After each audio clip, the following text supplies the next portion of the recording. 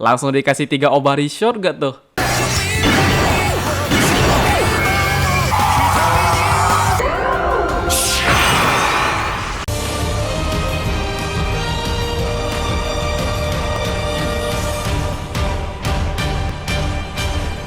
Halo guys, kembali ke Decara dengan episode 20 dari Ultraman Omega. Gak kerasa nih Omega tinggal 5 episode lagi tamat loh. Dan walaupun secara cerita masih belum nyinggung konflik utama, tapi kayak sedikit ngasih clue sih.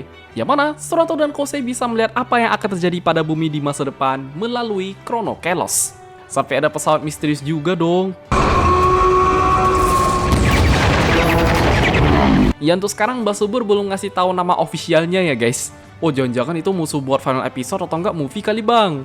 Tapi ketika udah Obari shot, waduh, itu seolah-olah kayak pengen nyindir anime sebelah ya.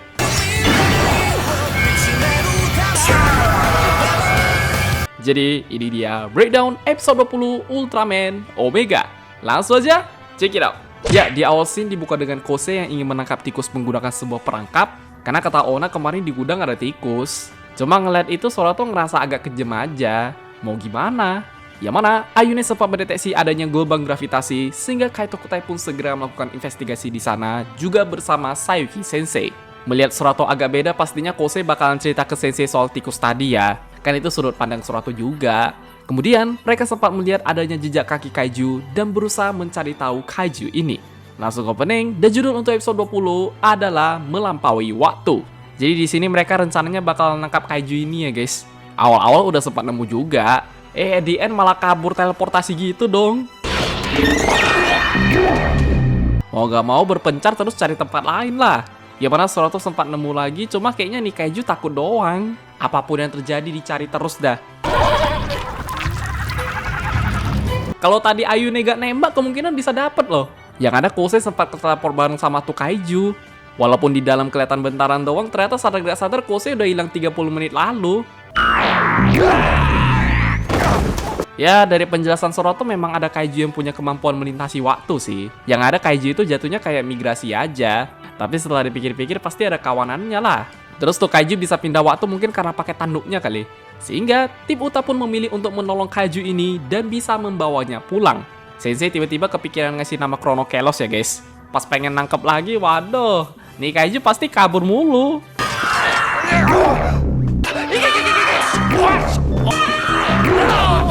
Untungnya Surato bisa nenangin Chrono Kelos sih. Cuma nggak tahu kenapa nih kaiju jatuh loh. Yang mana selain mereka nemu alat khusus, bisa jadi Chrono Kelos ini kecapekan karena pakai kekuatan teleportasinya mulu. Sehingga Surato dan kawan-kawan berusaha menyadarkannya menggunakan CPR agar kembali sadar. Habis dari situ Sensei pengen tahu alat khusus di badan Chrono Kelos ya. Ini kira-kira apaan? Jangan-jangan beneran dari masa depan loh. Jadinya di sini Kosei sama Surato pengen tahu di masa depan kenapa. Dengan kekuatan Time Ride Chrono Kelos, mereka pun berhasil sampai ke masa depan. Ngeliat di situ ada induk Chrono Kelos pasti pengen nolong lah. Namun tiba-tiba mereka hampir ditembak oleh pesawat misterius yang membuat Kosei men-summon Raikines. Dengan menggunakan Reticle Kosen CPR, Surato berhasil menyelamatkan induk Chrono Chaos ini. Sisanya tinggal ngurus pesawat tadi doang. Yang dengan mudahnya berhasil dikalahkan menggunakan Raikines Armor. Kembali ke gudang Tayo, harusnya Chrono Keros di masa depan tadi bakalan aman lah. Yang mana habis kejadian barusan Kosei sempat nunjukin sesuatu juga ya.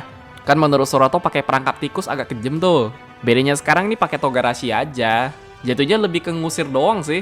Mengetahui apa yang terjadi di masa depan, Sayuki Sensei berharap itu bisa diubah ya.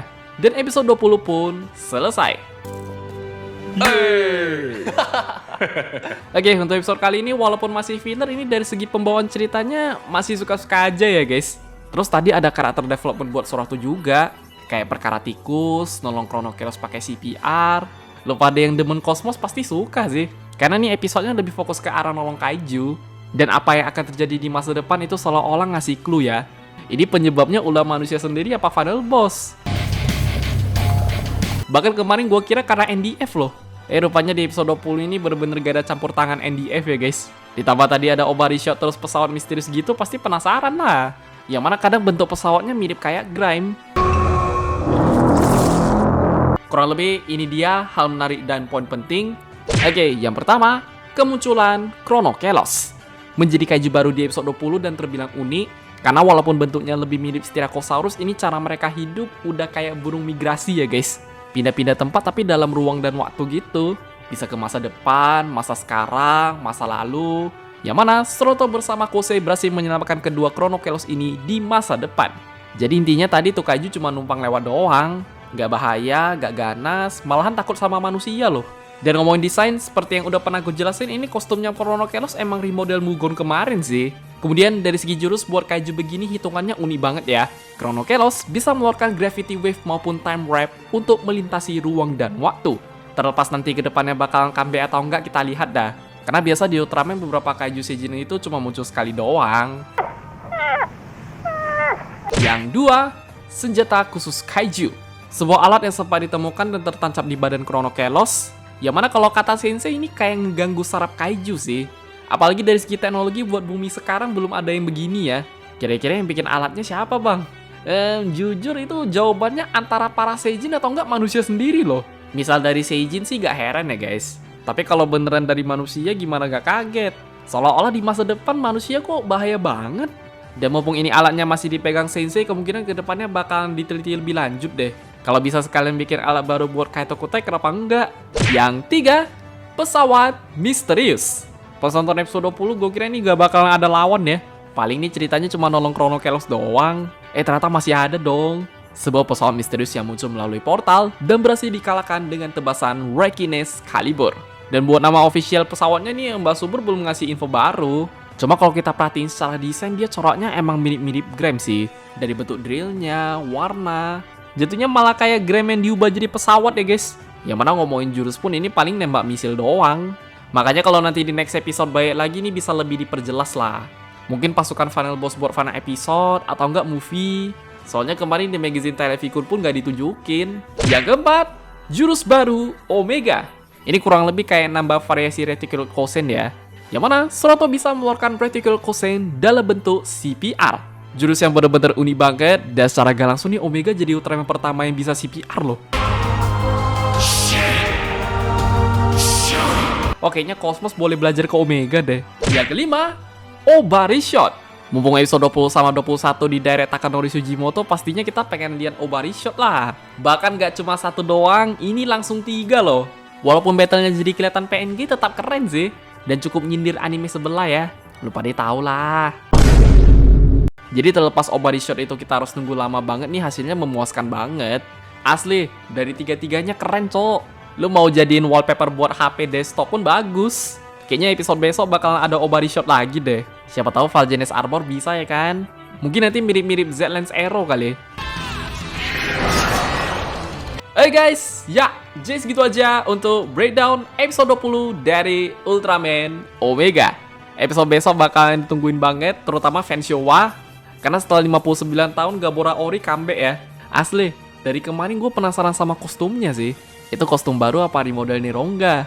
Soalnya kalau beneran dibikin kostum baru, kostum terpisah, berarti kedepannya mereka bisa muncul barengan loh. Dan kalau baca series episode besok nih, kemungkinan ceritanya masih filler ya guys. Paling segitu aja. Kalau pada punya pendapat, koreksi tambahan ataupun yang lain, bisa komen di bawah. Jangan lupa like, share, subscribe, dan sampai jumpa di video pembahasan Ultraman Omega yang lainnya. Bye bye.